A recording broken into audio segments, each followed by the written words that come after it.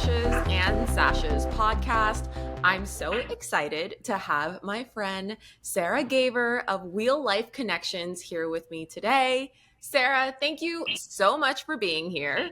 Thanks for having me. Yes, of course. So I think it would be fun to share how we actually met.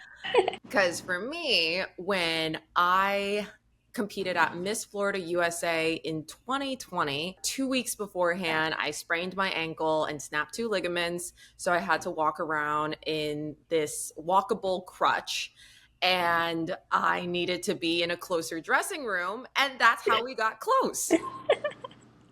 That's right. Yep. We ended up sharing a room and we were backstage together the whole time. So we Oh, became yeah. really close, fast friends. It was great because in that moment I was like, oh my gosh, I can't believe this happened to me. This is not what I had planned. But it turned out better for me in my experience because I got to meet you. I got to be inspired by you.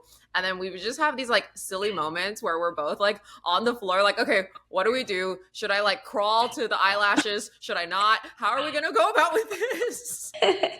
So what got you started in pageants? I started when I was 17. I did a National American Miss, was the first pageant I ever did. And I actually, awkward story, but I started in that one because they don't have a bathing suit competition and I didn't want to wear a bathing suit to compete. Makes sense. So that was the first one that I did.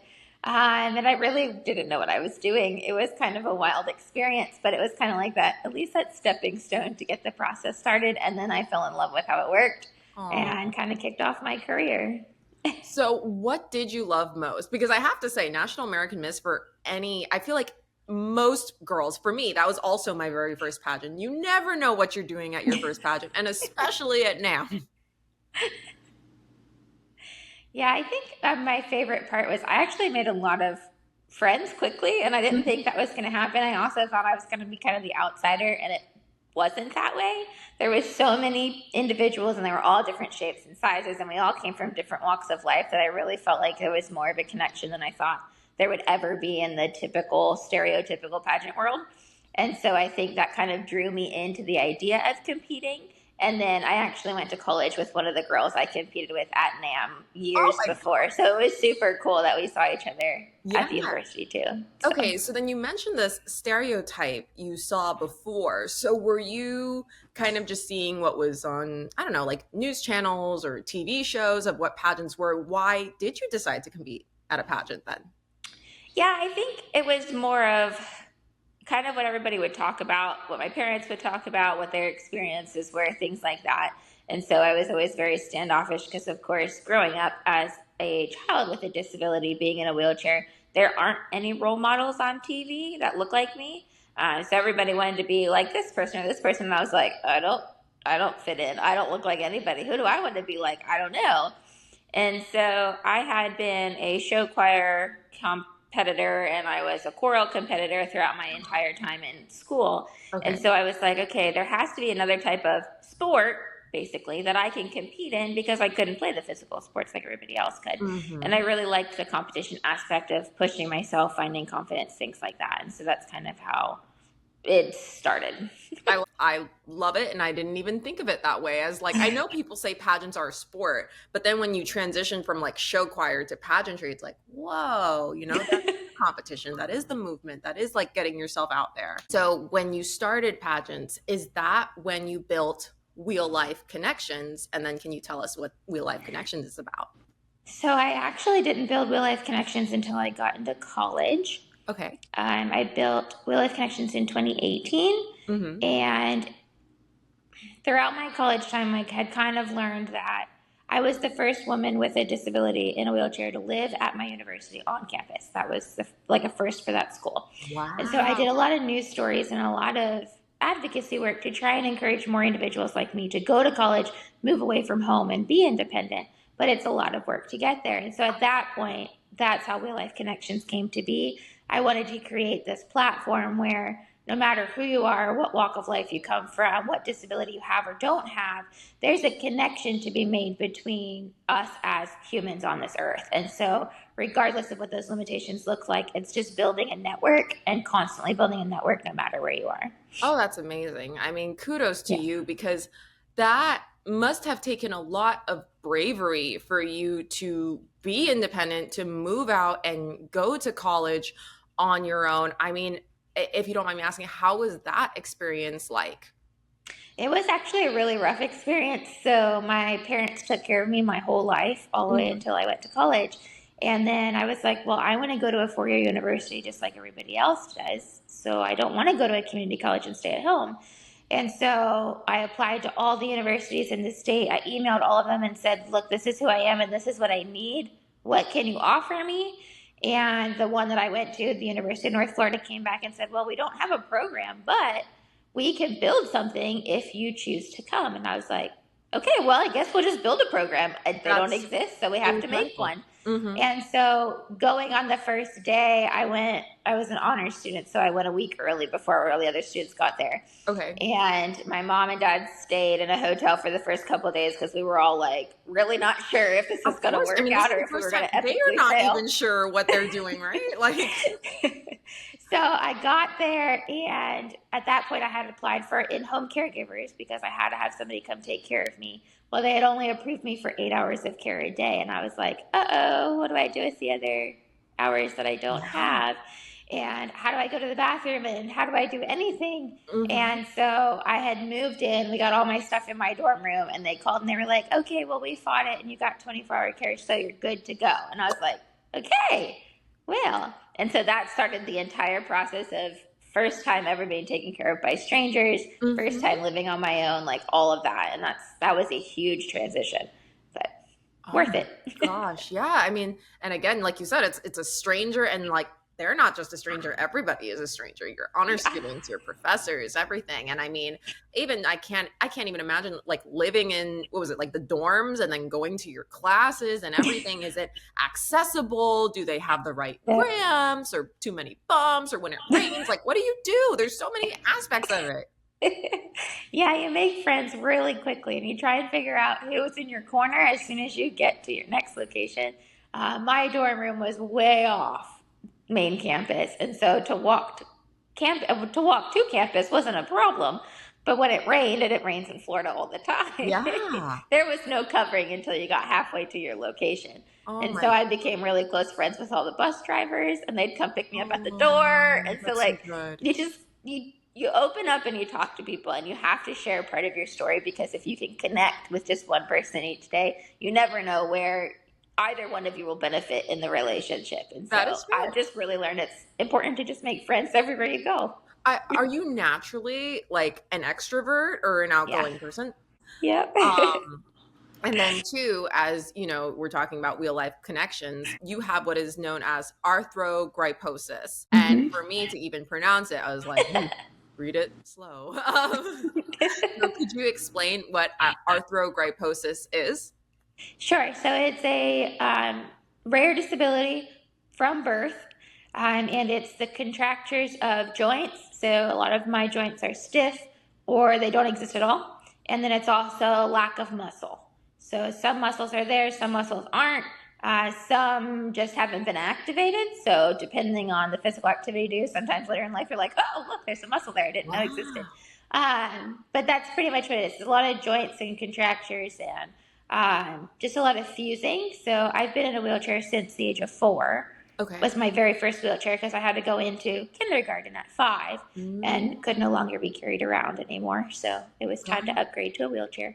Okay. And then I've been in one ever since. So Okay, okay. yeah. And when you say like sometimes you just realize it, did you have to go into a lot of like physical therapy or different programs to recognize those movements, or even to train like workaround ways to, if you can't use certain joints or muscles? Yeah, so a combination of almost all those things. Okay. I did a lot of physical therapy as a child.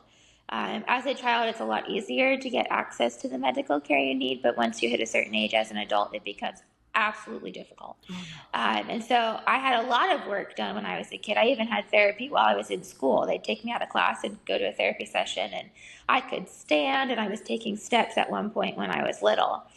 But Wow. I aged and aged, and then we moved from Pennsylvania to Florida because I was born in Pennsylvania. Oh. A lot of that was lost, and so a lot of the muscle tone was lost, a lot of the leg strength was lost, and so from there on out, I've never been able to stand up since then.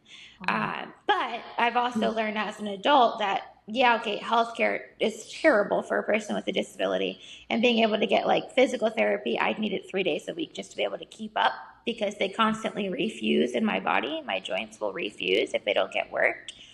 But I've learned now as an adult that even like going to the gym and doing like, I love CrossFit because it's so adaptable.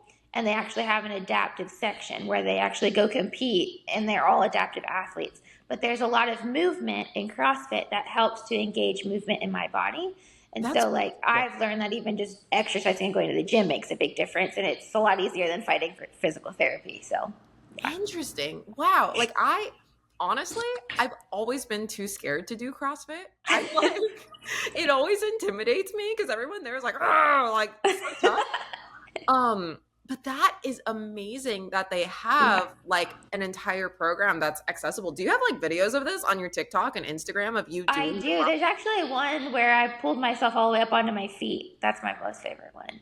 Yeah, I was so excited. That was like the coolest day ever. Okay, please send it to me. And I remember seeing on one of your posts that it was a rare condition. How many people typically have it? I don't know. One I don't in know if it's 3,000. one Yep, in one in 3,000. 3,000. Ah, okay, okay. And then I guess going back into your pageant journey, after National American Miss, did you immediately compete in the Miss Wheelchair Florida for America pageant? No, there's an age limit for that one. You had to be 21. So I did have a gap in years before I was able to compete for that one. Okay. And then how was your experience there? It was definitely a lot different. So I was the only one in a wheelchair in National American Miss, and then I went to my first all wheelchair pageant, and I was like, "Whoa, this is weird. Everybody's in a wheelchair. Like, I don't know what to do Mhm. with myself," Yeah. because there's not a lot of times where you go out in the community and there's multiple individuals using a mobility It's device in the probably same like a place. culture shock, it feels like. It kind of well, it was for us, and it was, of course, for the community too, because they were like, "Whoa, why are there 10 people in wheelchairs coming down the road at the same time?" You know, so it was a culture shock for both sides. But Yeah. I really enjoyed my time. So I had turned 21 and competed, like I was ready to go. And Florida had a competition at that point. Florida Mhm. right now has a write-in, so they have kind of trickled out the competition in person. But there was 10 girls that competed when I competed in 2015 for Wow. the title. And there's no aspect of outward looks. So we're not looking for somebody who's a certain shape, a certain size, a certain height, anything like that. It has nothing to do with that. It's all about how well you speak for yourself and how well you advocate for others. And so there's 2 or 3 rounds of interviews, there's onstage questions, and then you give an onstage speech, which is basically like your talent portion. So, Wow. mhm. So it was, yeah, no wonder you won. You're like a total speaker. But that's actually very interesting that it was so speaking focused. Mhm. And then how was it going into nationals at Miss Wheelchair America? So nationals at Miss Wheelchair America was amazing. I think there was 25 of us, which was super cool because that's a lot of wheelchairs in one place, which was awesome. I was the youngest contestant, So at and 21, you're ready. yep, I was like, all right, we got this, we can do this. And it was a week long, and they're actually competing right now as we're recording. This week is their week, so like I'm following all their journeys, and it's so fun to watch. But that's really where I learned how to be an advocate and how to really speak up for others. I was kind of shy. I mean, I had thrown myself into the fire by going to college and, taking off that way. But I still hadn't really found that voice or what direction I wanted to go as an advocate. So that's kind of how America shaped, Miss Wheelchair America had shaped me into who I am. But that's, again, it's a week long thing. You do a lot of excursions out in the community. They bring in news people, you do interviews, press releases, all kinds of stuff like that to really make sure you're a well rounded person to be in front of the community because that's what they're Hmm. looking for. And then the end of the week starts all the competition. So 3 rounds of interviews, you do an on-stage speech, you do on-stage questions and things like that. So that was my first one where I was so close. I had placed second runner-up that year. Wow. And so I was super close, and I was like, oh, well, it's not bad for my first try at a national competition. So it was really fun. And yeah, I love watching and doing, and it's great.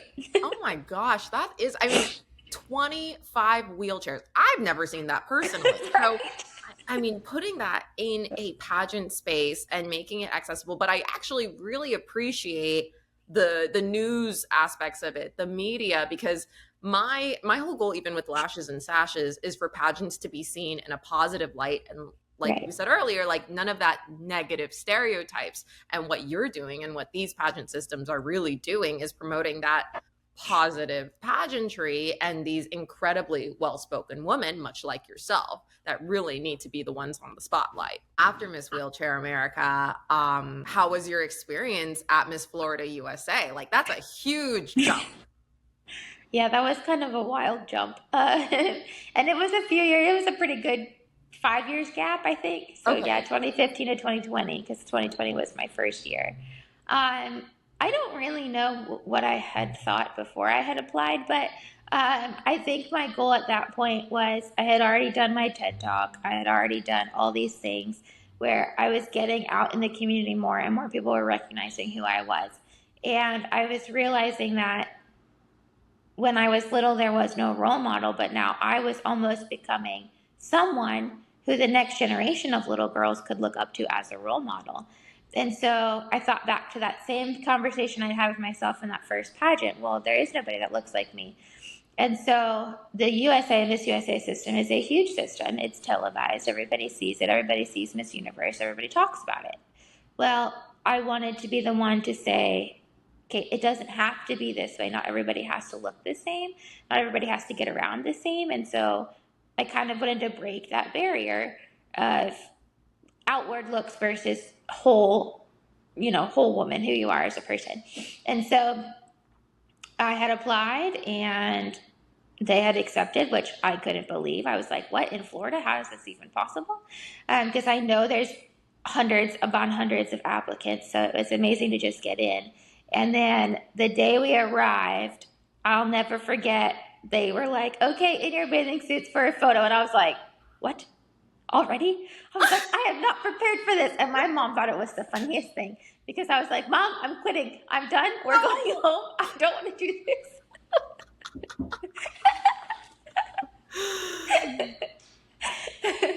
So that was a very internal struggle for me.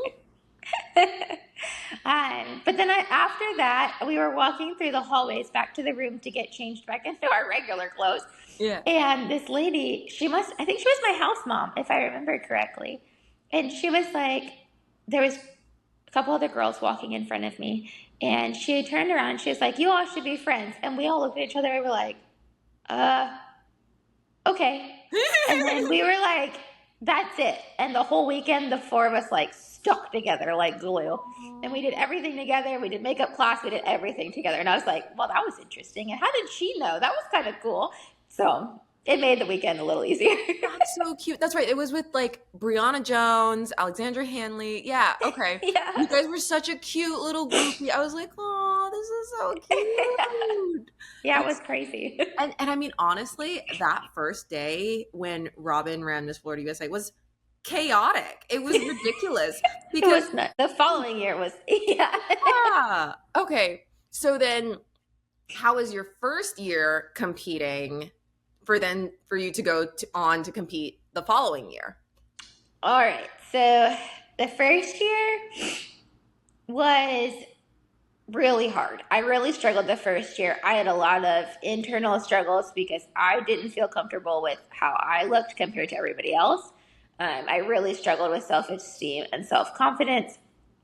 And so the first year I almost felt like that, oh, it's such a cute girl in a wheelchair coming to compete. Like she should just get a voluntary cute prize. Do you know what I mean? Like that's kind of how it felt. Yeah. And I was like, okay, this is not how I wanted it to be. I wanted the other ladies to think that I was competition, not just some cute girl here because I was in a wheelchair. And I didn't feel like that my first year. I didn't feel like I was competition. I kind of just felt like the off to the side kind of girl. So after that, I had reached out to Robin after that year, and I laid it all out in an email. And I said, this is how I felt. This was my goal. This is what I wanted to do. This is, where I could see this going, all these things. Okay. And she emailed back and she said, well, you should come back and do it again. And I was like, no, thanks. I don't want to do it again. And then she said, well, if you don't do it again, you're never going to make any change. I was like, oh, well, darn. Way to stick it to me. Okay, fine. So I was like, okay, I'll come back one more time. And that actually would have been my last year anyway, because I aged out after that year. And so I was like, okay. So applied again, got a title. This time I was like, okay, I'm going to work extremely hard. I'm never going to look like everybody standing on stage. It's just not going to happen. My body's not built like they are. But if I can work on myself hard enough before I get there, at least I can feel like I'm on the same playing ground. Mm-hmm. So I worked out 4 days a week. I changed my complete diet. I started tanning earlier. I did teeth whitening. I put on lashes. I got my hair done. I mean, I did everything a pageant girl probably would do that I didn't realize I should have done for the first year.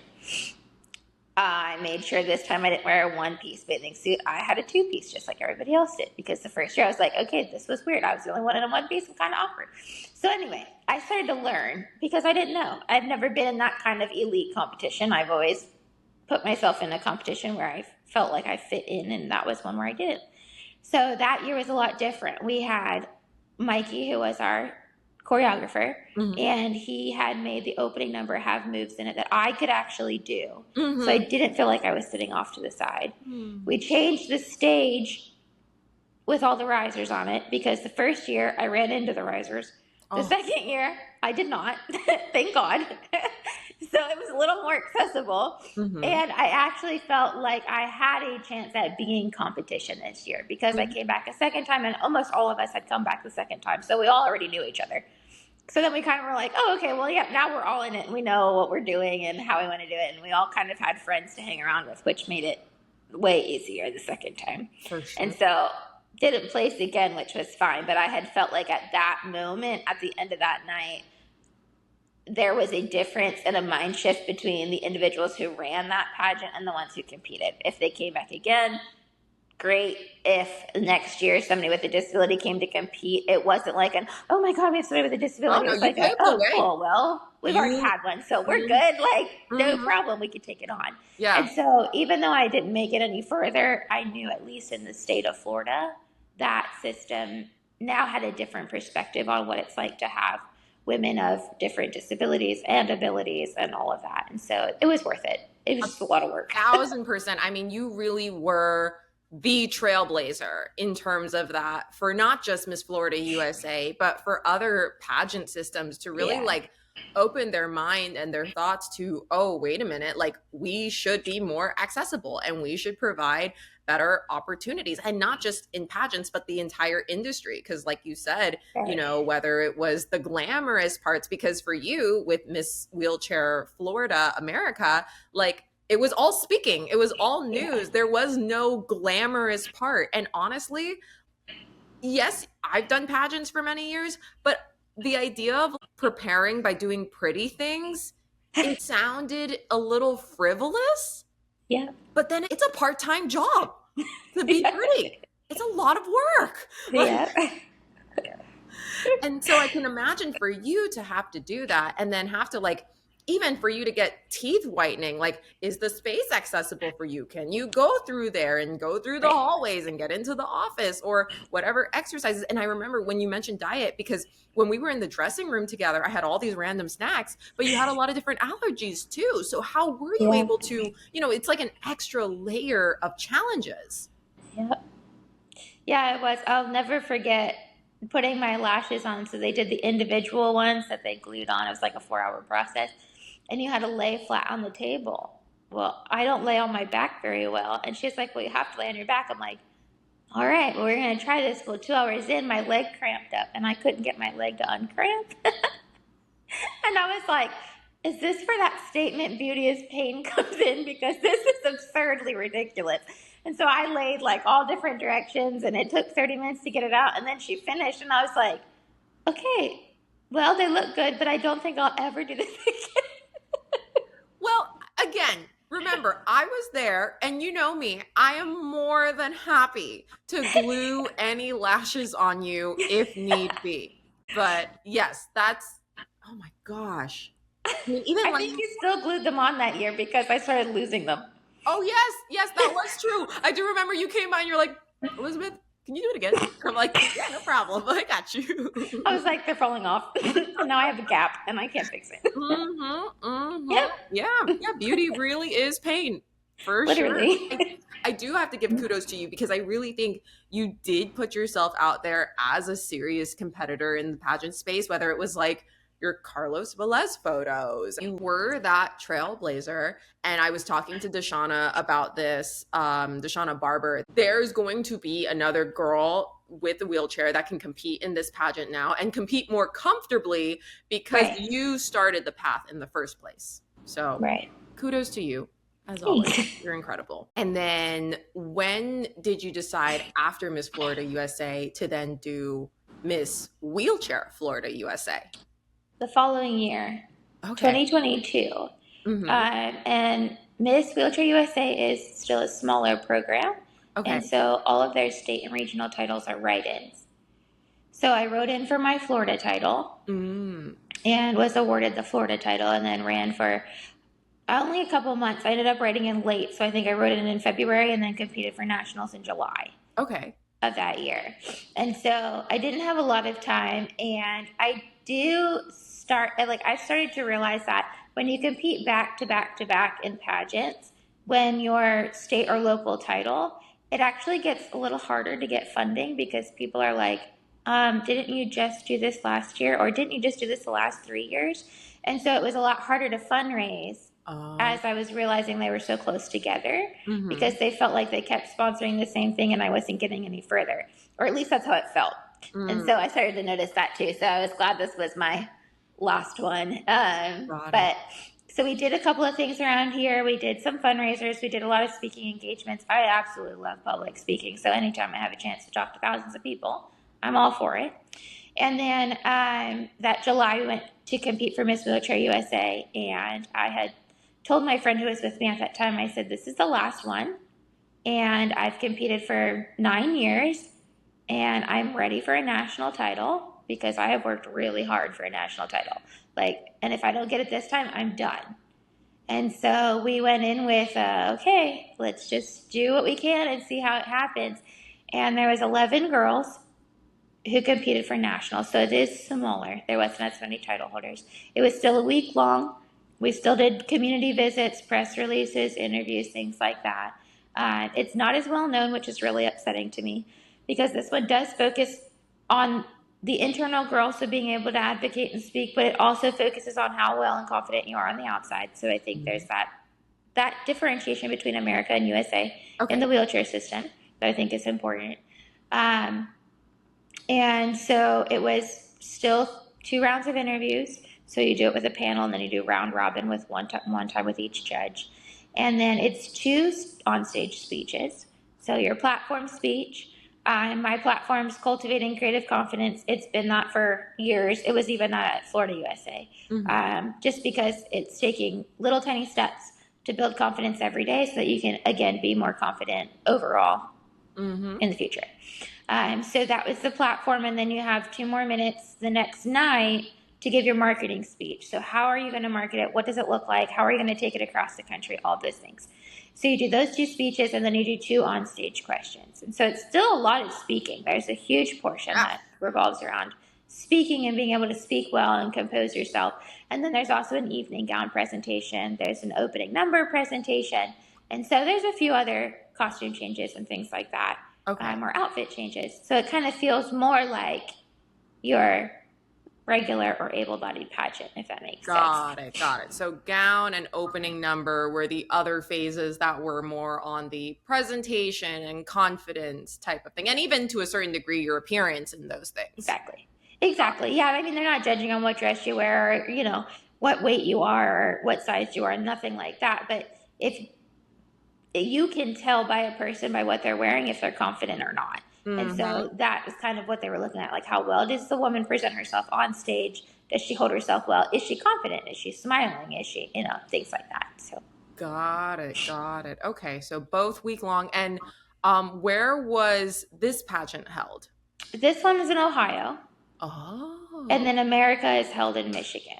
Oh. It was actually in Iowa my year, but it's now held in Michigan every year. Interesting. So biggest differences then is Wheelchair USA has gown and opening number. But that's not judged, right? Opening number is just like a wee. No, there's an award for best opening number outfit because it's always a theme. Okay. But is opening number kind of like a fashion competition then?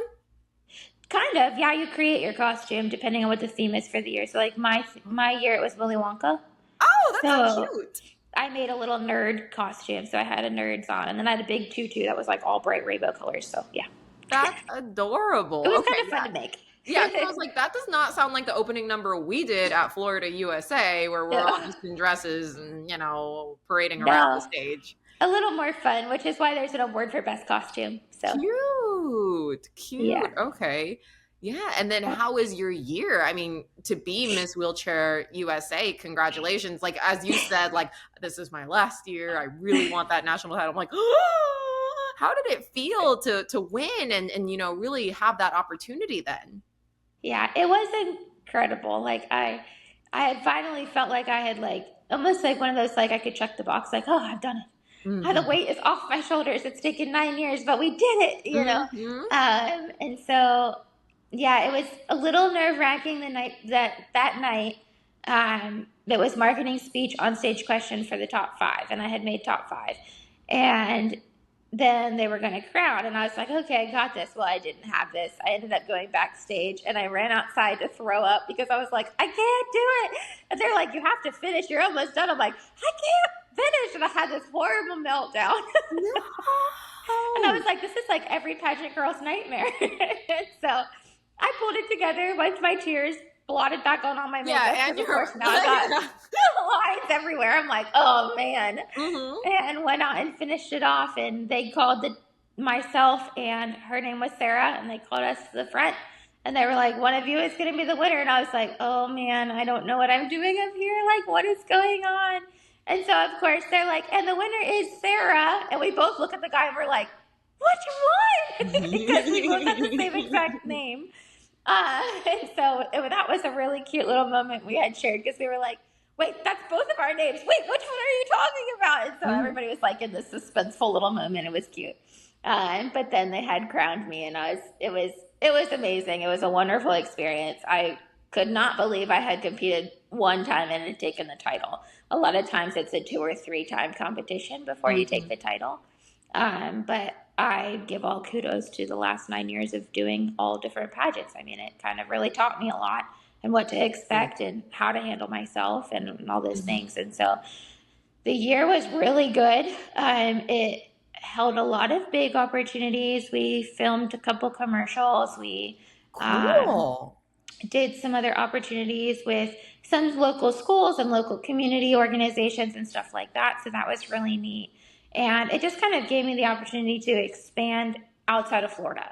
Yeah. So I had known a lot of people through real life connections, but now I have way more connections outside of the state than I had before. Amazing. And so just being able to network on a larger scale, which is really what it is. I mean, the crown and the sash is awesome, but it's the platform that then elevates you to be able to be louder and more forceful and powerful and all of those things, empowering and things like that. That's the big ticket in getting a national title. And so it was awesome. I will tell you, there's just as much cattiness as in a wheelchair pageant as there is in an able-bodied pageant, because everybody hated me the next morning at the Queen's breakfast. There was a lot of drama that went on, and nobody liked me because I had came in and won on the first try. Okay, I can see it. There was so much. I don't get it. Like, I'm just going to sit in the corner. Oh, So it was a little rough, but mhm. yeah, other than that, it was good. What kind of commercials were you doing? I was like, whoa, that's cool. So I ended up, we did a round trip, 24-hour round trip flight to Miami and back. Okay. And the wheelchair manufacturer who makes my wheelchair, it's a global company, they did a commercial and actually casted me as the lead in the commercial. And I was like, that's really cool. But they were Yeah. like, we want somebody who has a physical disability, who looks like they have a physical disability in a wheelchair. Hmm. Not saying that, others don't, but there's a difference between individuals who have spinal cord injuries who still look like an able-bodied individual from the outside, Yes. right? I Hmm. have curved hands, I have a curved back, like I look a little bit different. And so Hmm. they wanted to bring that aspect in, like I can't reach out my hand to shake your hand and I can't do Hmm. things like that. And so they wanted to kind of diversify a little bit more their commercial portfolio. So we flew down, filmed the commercial, and then flew right back. It was really fun. That was a really cool experience to do. So Yeah, especially if it's the wheelchair that you use. So then you get to be yeah, the face of the actual product and you can actually speak out on like, this works. Like I use this on a day-to-day basis. I'm not yeah. I am a paid actor, but I'm also a real user and a Exactly. consumer who pays for it. So it works out perfectly. That's Yeah. really, really cool. And so your network now nationally for Wheel Life Connections with both was it Michigan and Iowa? And I guess because they also have it in Ohio now, the Wheelchair America pageant. So is it really in those types of areas that you had that national scale, or was it also like maybe you had sister queens or state competitors from other states that you could also tap into to expand that network? Yeah, it's not just in those states, it's all over the country at this point. And being a national title holder with a disability, it opened the disability community larger. So I know lots of people all over the country who have varying disabilities. Maybe they just, came into their disability. Maybe they were born with their disability, but they didn't have a connection and they didn't have a network to kind of build that trust with or help bounce ideas off of. And so it's all over this country. I have connections in Australia and Europe, and I mean we're Incredible. further than we ever thought we would be. But it's just really neat to see how much it can grow and how much you actually really have in common with a person with a disability, even if it's not the same disability. There's still Mhm. struggles we all face and we still all go through them. And so it's just neat to be able to relate on that level. Oh, it's beautiful. And I really do appreciate you for even creating a space, network, and community for the disabled community because then it is that you're not alone. Hey, we have this. Hey, we Right. have these sources literally from all across the world. That's incredible. Yeah. Yeah. Yep. Going back because you mentioned before Florida USA, you already did your TED talk, but as a fellow TEDx speaker, I saw you do it first, and I was like, "Whoa, that's incredible!" What was your experience like speaking at TEDx? Yeah, so that was really fun. I had spoken, I was senior class president in high school, and that was my very first speech in front of thousands of people. And You were then only when in I high came, school? hmm Oh my gosh! yeah, I was actually junior and senior class, and then I was like fourth in my class. So I Were was on you the stage for the whole. youngest speaker in your panel? Yeah, Wow. I was the youngest speaker in my panel.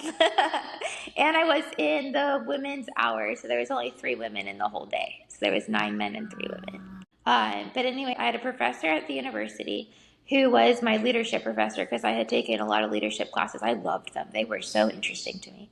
And so she had, at the end of the semester, said, I need you to build a project and create a business plan for an organization that you would build to help others. And I was like, oh, okay, I got this. Yeah, I already have one. Yeah. And so Real Life Connections actually wasn't it. It was a community based and learning in the residents at the university. So it was called Project Closer, and it was basically bringing you one step closer to obviously your higher education.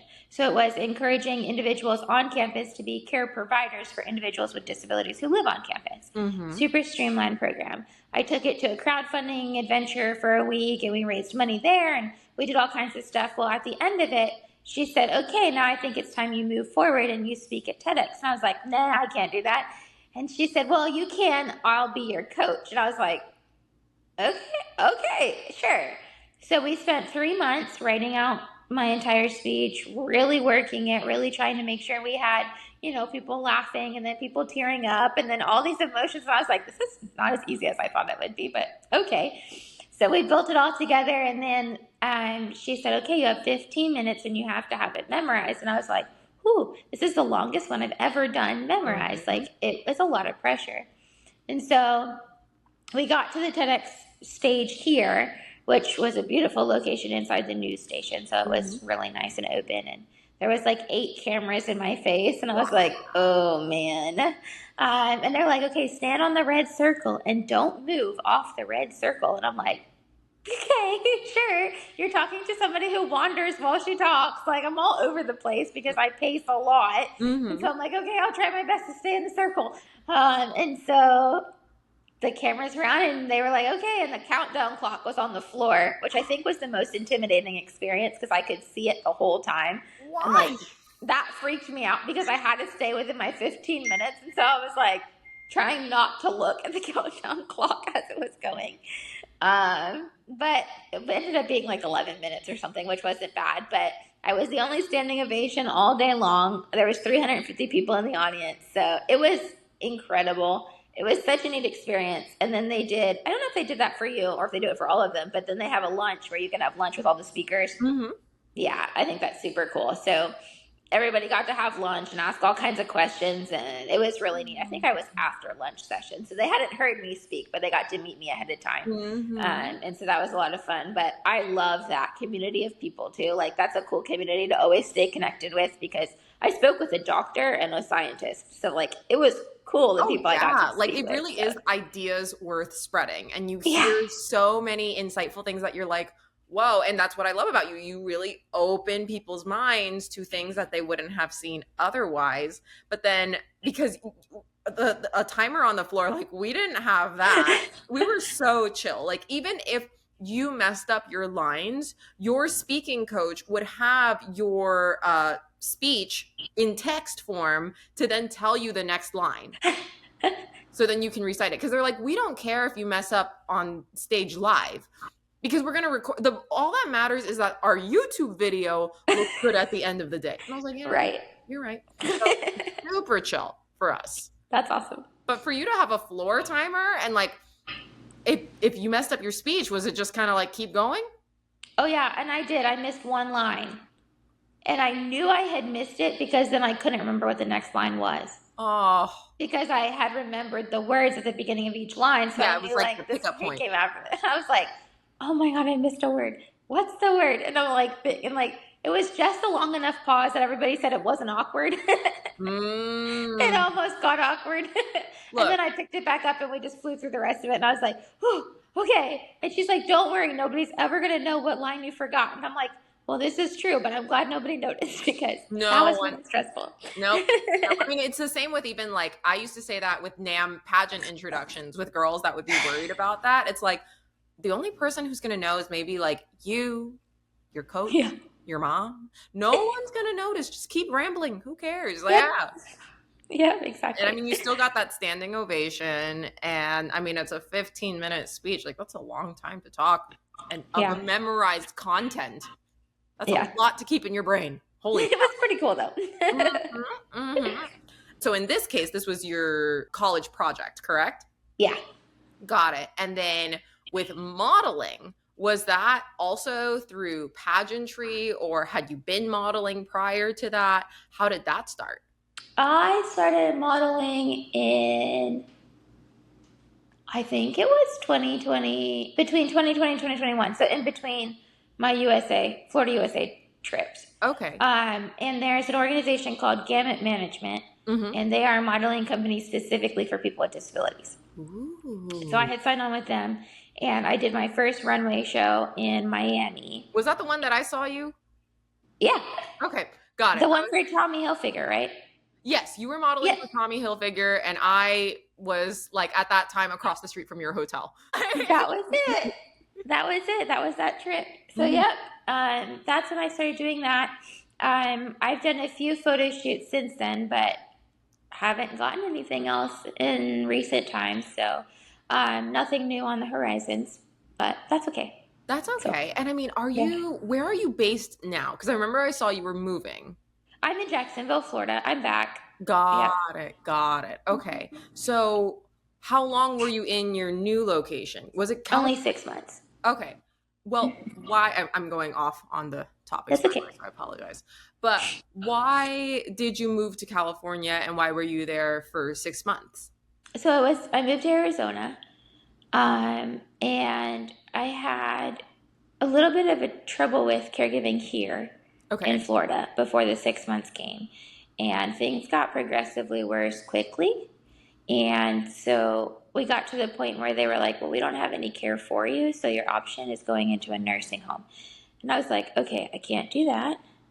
I can't lose my house. I can't lose my job. Like, okay, what do I do?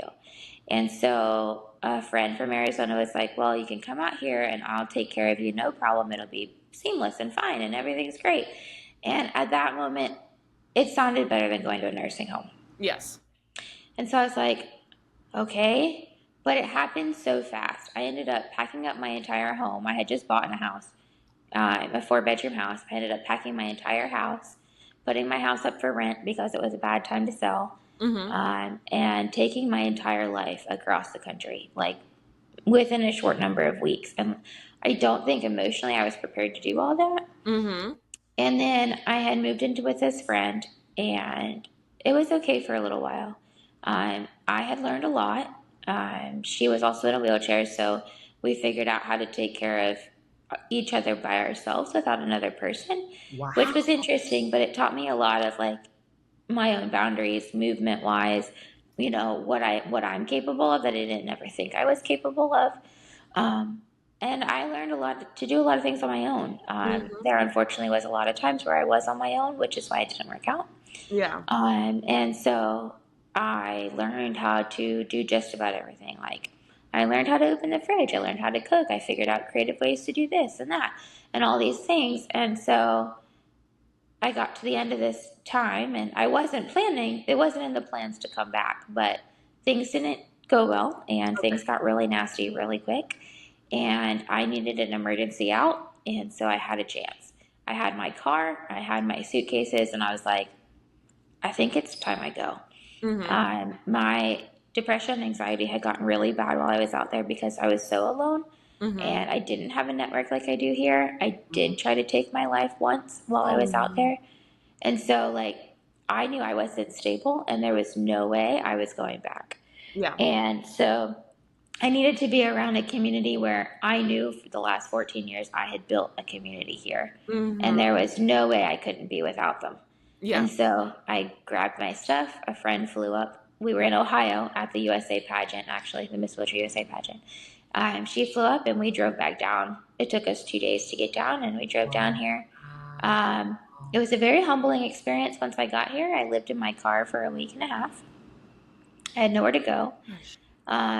I bed hopped between some friends and couch hopped here and there, but it Mm-hmm. wasn't consistent. Yeah. And so I learned how to sleep in my wheelchair, which is funny because I'll tell people all the time, I don't sleep in my wheelchair. Well, I guess I could say I do now. You've done it. Not that you do it It's now. done. Mm-hmm. It's possible. It's Mm-hmm. not comfortable, but it Yeah. works.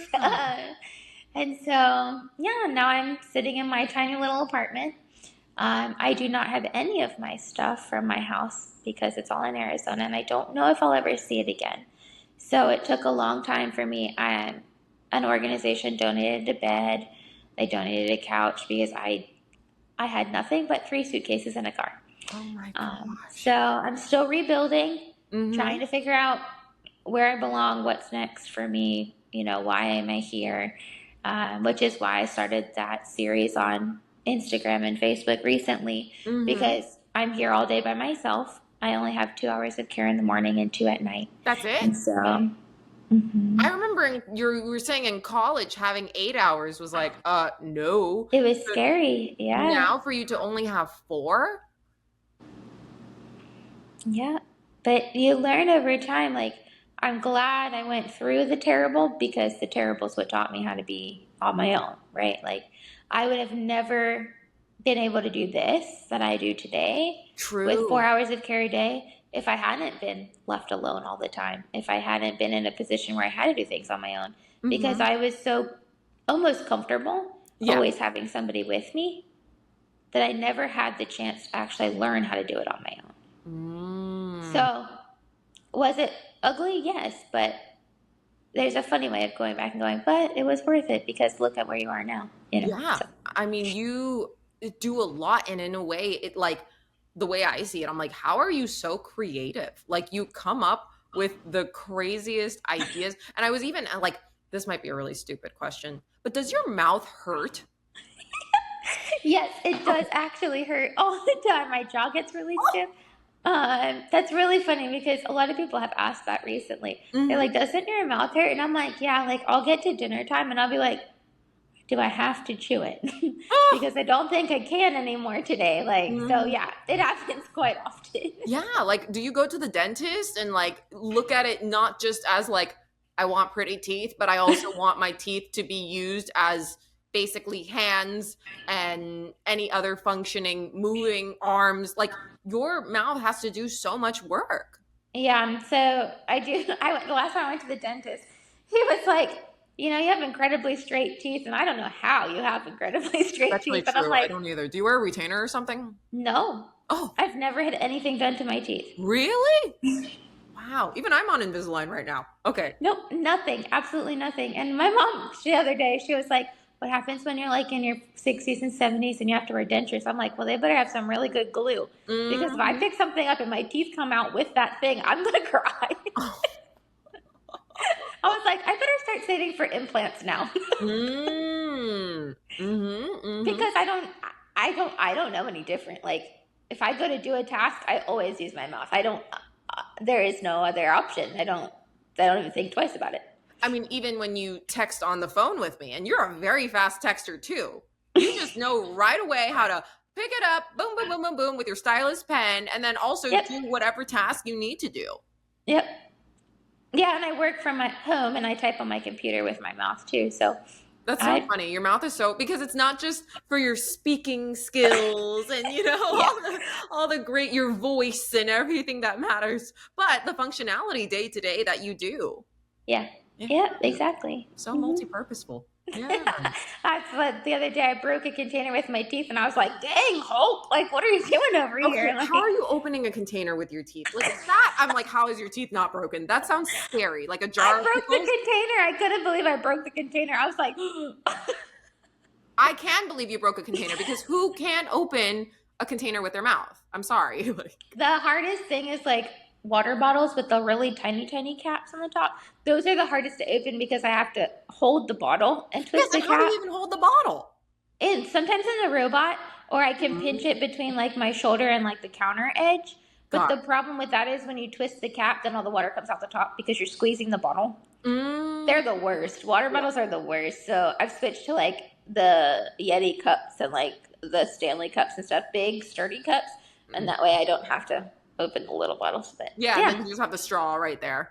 yeah, exactly. Okay. It's already all in one. So Yes. much And so better. speaking of that, the thing that I'm like always blown away by is the painting that you do. You are such a talented painter.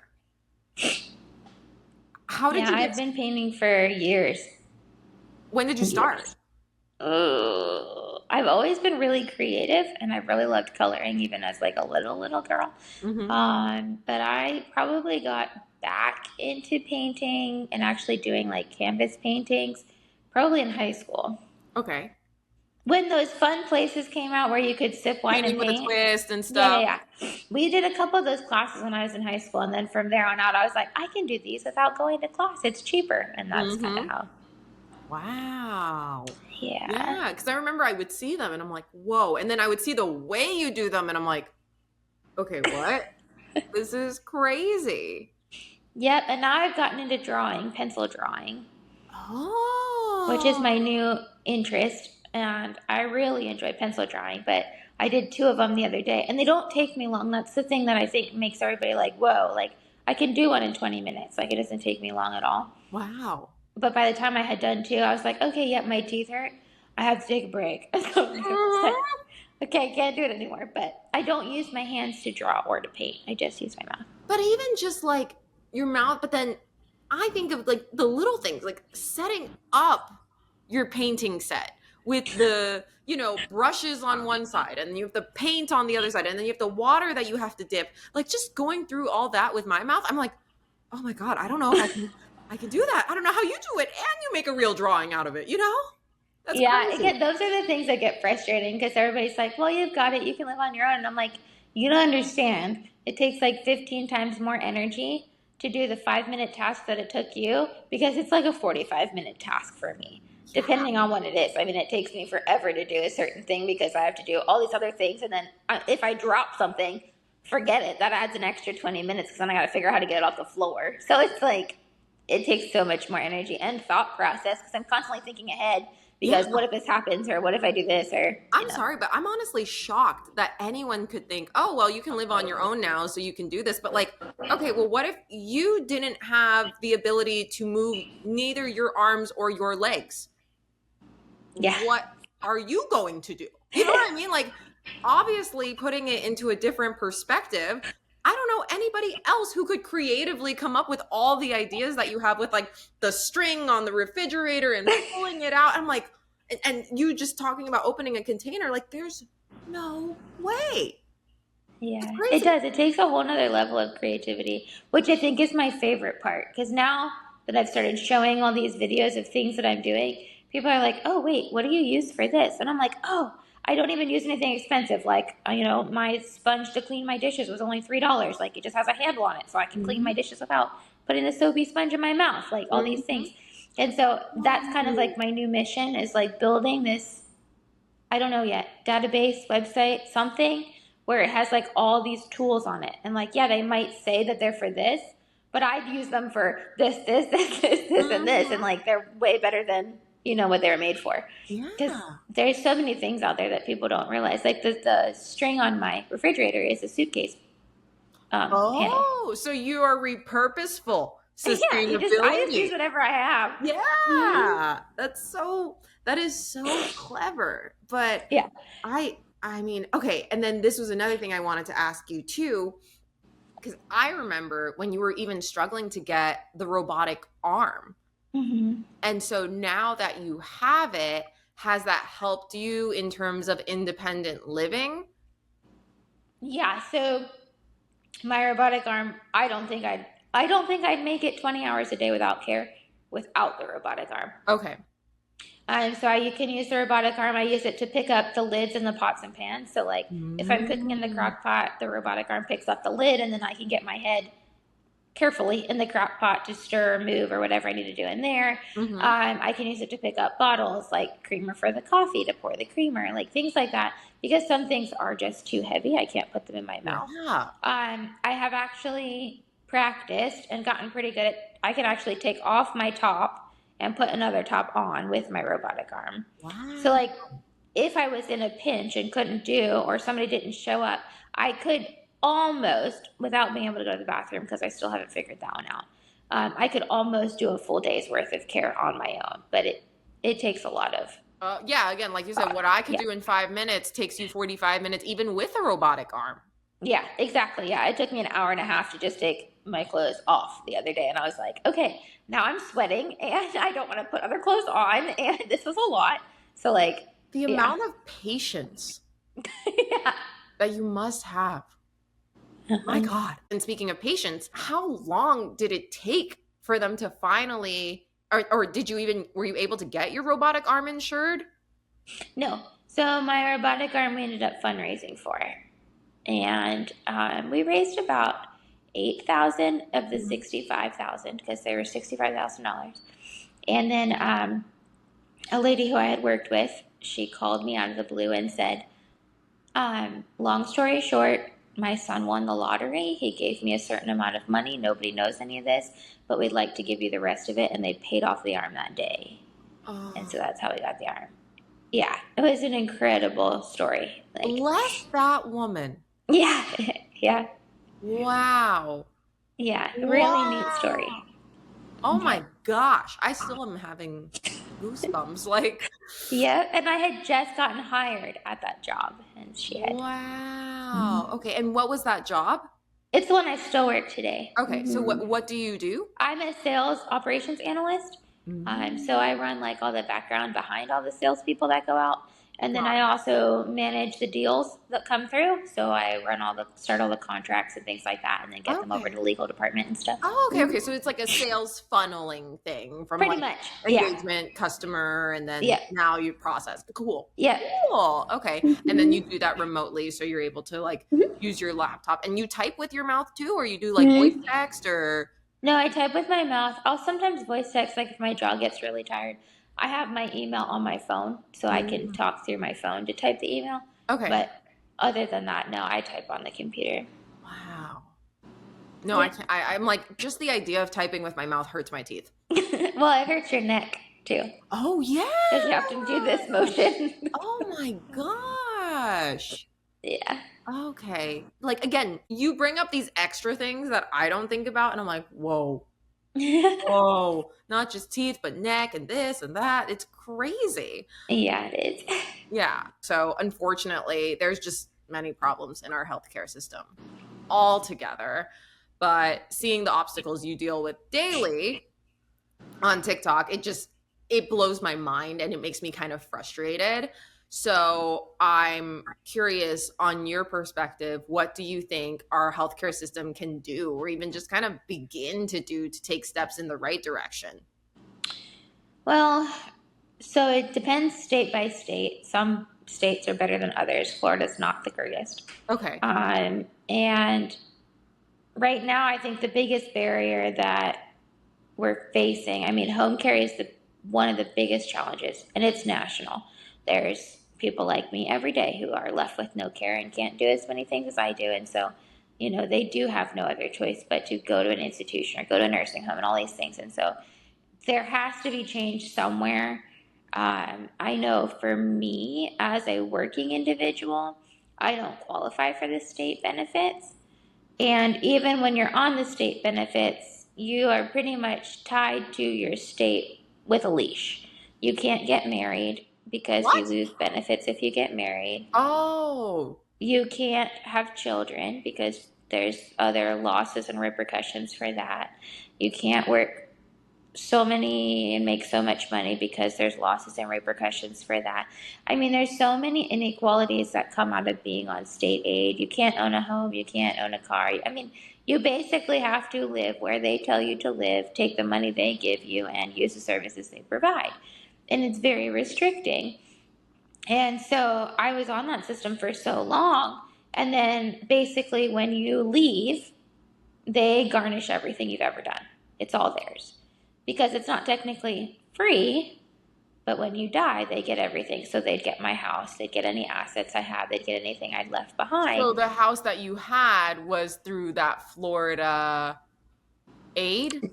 No, the house I bought by myself. Okay. Completely by myself. No aid, no nothing. And they didn't count it against me at that point because it was something that I provided for myself and it provided me a roof over my head, so they qualified it as housing. But it had to be put into a special account so that the amount the house cost didn't go as an asset and then come and get me later. But they would take that once I'm gone. Oh my gosh. All of those things would be gone. So there's nothing to pass down to a family if ever one exists. And That's not fair. a lot of it isn't. And so a lot of people are unfortunately stuck on it. Mm-hmm. And I'm at the moment where I had it before I went to Arizona. I lost it when I went to Arizona because I had to relinquish my rights to my benefits here to go to Arizona.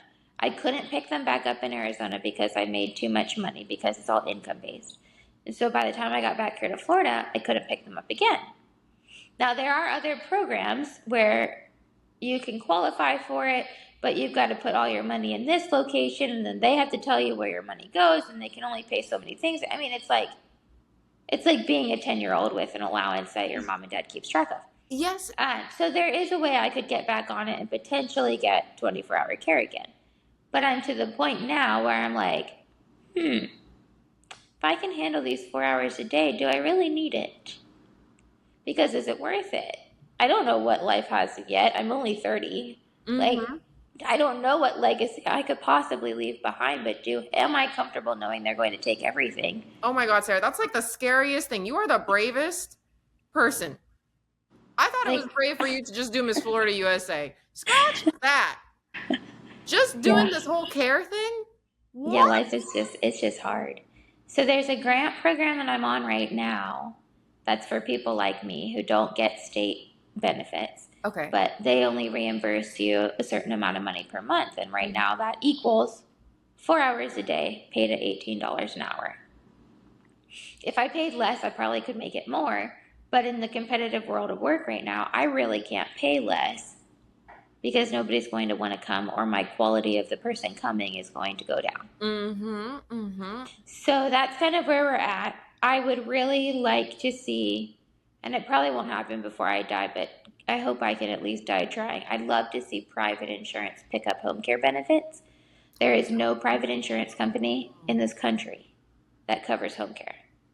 So I have insurance through my job, Mm-hmm. but I can't use it for what I need it for Oh. because they don't provide any services. Wow. But I mean, But it's like impossible to change an insurance company, but that's the goal. private insurance offering home care. Yes, because okay, I'm not very familiar with insurance, but from what I'm assuming, when you had Florida Aid, well, first, before you moved to Arizona, did you still have Florida Aid when you only had 4 hours of caretaker service? I didn't have 4 hours. I had 24 before I left. Got it. Got it. Okay. So now you only have 4 hours, unfortunately. But so the only real benefit of it is the 24/7 caretaker, but then trying to do it on your own has been very challenging because of the job Exactly. market and everything else. But then for private insurance, because I don't understand, like, I think private insurance should provide a whole list of things. And with the home care aspect, it's like, okay, you cannot go without a home care provider there with you. And Right. obviously, for your situation, like, again, to me, for anyone who's like, oh, you can live independently, you're fine. Like, are you sure about that? Like, have you ever tried doing like even typing with your mouth? I don't think so. I Yeah. don't, let alone pretty much everything else you do in your life. Yeah. Yeah. That's Yeah, I think if they could add home care, even if it was an additional benefit that you had to pay another premium for, mm-hmm. and it doesn't have to be 24 hours of care, but even if you could pay a certain premium for 6 hours a day or Yeah. something like that, that would give the working population of individuals with disabilities some kind of security blanket to say, hey, it's okay. You Mm-hmm. can work, you can live, you can get married, you can have a family, you can do whatever you want. You just have to pay this additional premium, and then we'll give you this much, Mm-hmm. in care. And I think that would be the ultimate saving grace for this program. I mean, yes, the pay is not high enough. Agencies don't pay enough. That's why people lose their care. Mm-hmm. There's really high turnover because nobody wants to stay in the job. And it's like, but there's so many of us. What do we do? Yeah. And There's we don't want to repeat history, but I think we're headed back to repeating history because we're going to end up going back to institutions. And darn sure, I'm not going there. mm. It's not happening. I will not live in a facility. I just won't do it. Okay, because I was gonna ask you then, out of curiosity, when you say nursing home, I think of senior living facilities, and obviously you're That's what 30. I'm talking about. So if that was the situation, they would have you in a space with other seniors.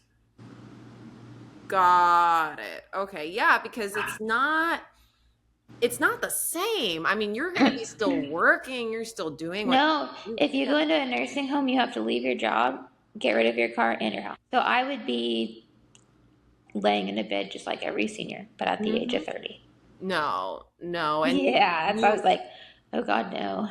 but then for you to have to go on the complete other end, out of curiosity, then what is the probability that you would see yourself going back into the Florida aid? I don't think I would. I did the first intake interview yesterday, Mm-hmm. and she was like, well, we'll put you on a wait list. The wait list is 5 years. So it could be a while anyway. Mm-hmm. But honestly, the lady who did my interview yesterday, she argued with me on how many times I actually can do things on my own and how many times I can't. And I was like, this is the problem with this country. You're already judging me. You can't even judge me. You're only supposed to be doing an interview. Yeah. Like, you cannot preemptively say, well, are you sure you had, well, yeah, I'm sure. Why would Mm-hmm. I tell you otherwise? Yeah. Well, I mean, you haven't taken a shower. No, like, I don't have anybody to give me a shower. How Mm-hmm. exactly would you like me to take a shower? Like, Yeah. I mean, again, I think in a way, it's almost like they keep these ideas under the rug, which is why I'm so glad you're making these daily video content so everyday people and even them can see, yeah, I need help here. Okay. This is how I literally pull a freaking refrigerator door with a suitcase strap. This is not normal. This is just because I'm so creative and smart. yeah, I come up with these solutions. But most people can't think the way I think, but that still doesn't mean I deserve to have proper home care. exactly. Exactly. Yep. That's it. That's wild. Yeah. So I probably won't go back on. My mom's agreed. She said, don't go, if you don't need to go back on, don't. Yeah. And I have a few friends that are like, don't do it. Mm-hmm. Because I'm just going to end up back in a spot where I couldn't work another job if I wanted to. I couldn't start a business and do anything to help anybody else and fundraise any money because I couldn't have any of it. Mm. And she's like, if you can handle it, don't do it. But that's I still don't a know how long I hard can handle handle. it. It's Yeah. getting hard, but Wow. I mean, even I think back to you saying you were sleeping in your car. yep. And I mean, for you to sleep in your car or even sleep in your wheelchair, like that is so challenging. Yep. The sacrifices you have to do and you have to put through, like I'm so sorry, like it's crazy. And it's unfortunate because you would think with a country as modern and resourceful as they say in the US that they would do more for you, but they're not. No, I thought about leaving and going to another country. Where would you think, if anything? Like, is it those like Scandinavian or like Yep. Switzerland? Okay. Exactly where it is. They provide caregivers to anybody with a disability free of charge for their entire life. Oh. Yep. From the time your child is born with a disability. But So my then parents would have had help their entire life. would you have to qualify for citizenship though if Yeah. you were to move? Yeah. Yeah. I was gonna And I say don't know anybody over there to just be like, true. hey, I'm flying across the country. True. But it's interesting because that's exactly what they say. Well, America is the land of opportunity and we have so many in our healthcare system. And I'm like, not really. Mm-hmm. I've lived it. It's not that great. Yeah. Yeah. Seeing the struggles that yeah. you've had to go through. And then for you to say, like, okay, if you were in, like, is it like Finland or Switzerland or? Switzerland does it. Sweden does it. Germany has a pretty good Mm-hmm. program. It's a lot of the European countries. Yeah. Okay. Okay. That you would have a 24/7 caregiver, no questions asked. You can still work. Yep. You can still get married. There's no restrictions. Yeah. Why is that? It It's makes. just interesting to go like, okay, if they can do it, why in the world can't we figure it But out? I mean, I'm even curious, like, what's the rationale behind not having you work then? You know what I mean? Like, don't we want Americans to, have I jobs? think there's a difference in value of life, which sounds really strange, but I feel like in America, in the government system, not necessarily in everyday people, some everyday people, we are not valued as equal citizens of this country. Mm. And a lot of times it's like, well, we'll just throw them this benefit and make sure they're still breathing and living. Doesn't have to be the best, but at least they're alive, so it's good, and we'll move forward. Where over there, they're like, well, if they can work and they can provide for our country, then it's our right to take care of them because they're part of our country. Mm-hmm.